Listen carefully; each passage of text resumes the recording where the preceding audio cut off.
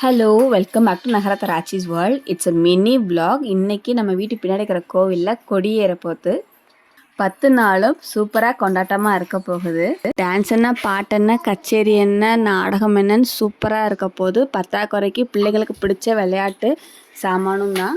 கொடி மரத்தில் கட்டுற கொடிக்கு பூஜை போட்டாச்சு. இன்னும் கொஞ்ச நேரத்தில் கொடி ஏற்றிடுவாங்க. உற்சவம் ஆரம்பிச்சாச்சு.